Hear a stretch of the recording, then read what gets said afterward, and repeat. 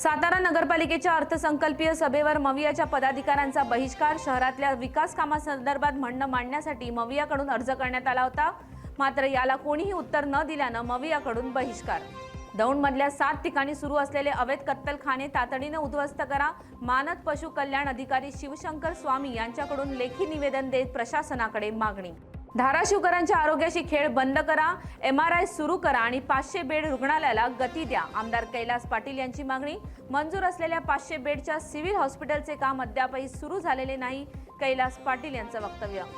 सोलापूर जिल्हा परिषदेच्या वतीने यंदाही महाराष्ट्र राज्य ग्रामीण जीवन उन्नती अभियानाअंतर्गत 1 मार्च रोजी रुक्मिणी महोत्सवाचे आयोजन। या महोत्सवाचे उद्घाटन जिल्ह्याचे पालकमंत्री जयकुमार गोरे यांच्या हस्ते होणार। रायगड जिल्हा परिषदेतल्या सत्ता स्थापनेसाठी राजकीय हालचालींना वेग। 12 मार्च रोजी होणाऱ्या जिल्हा परिषदेच्या नवीन अध्यक्ष आणि उपाध्यक्षाची निवड। जिल्हाधिकारी किशन जावळे यांनी अध्यक्ष उपाध्यक्ष निवडीचा कार्यक्रम केलाय जाहीर। मावळ तालुक्यातल्या वेलवळी या दुर्गम भागातल्या जिल्हा परिषदेत शाळेत मराठी भाषा गौरव दिन मोठ्या उत्साहात साजरा। विद्यार्थ्यांनी पारंपरिक पोशाख परिधान करत मराठी संस्कृतीची झलक सादर केली।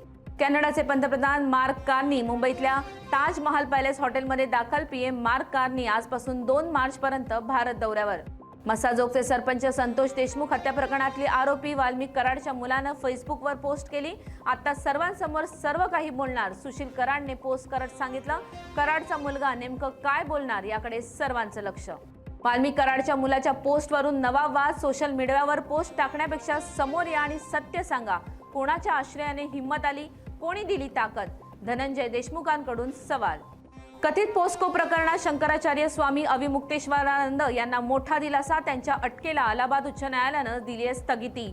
अविमुक्तेश्वरानंद सरस्वती यांच्यावर अल्पवयीन मुलांच्या लैंगिक शोषणाच्या आरोपावरून दाखल करण्यात आला होता गुन्हा। पिंपरी चिंचवडमध्ये कर्णकर्कश आवाज करणाऱ्या 3 दिवसात तब्बल 400 बुलेटवर वाहतूक विभागाने केली आहे मोठी कारवाई। पोलिसांनी अनेक नियमबाह्य सायलेन्सरवर चालवला बुलडोझर।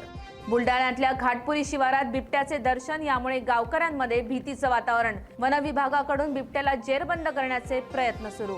पुणे पोलिसांनी एकाच वेळी शहरातल्या 9 गुंडांना पुणे जिल्ह्यातून 2 वर्षासाठी केलं तडीपार। शहरात वाढती गुन्हेगारी आणि टोळी युद्ध थांबवण्यासाठी पोलिसांकडून कारवाई।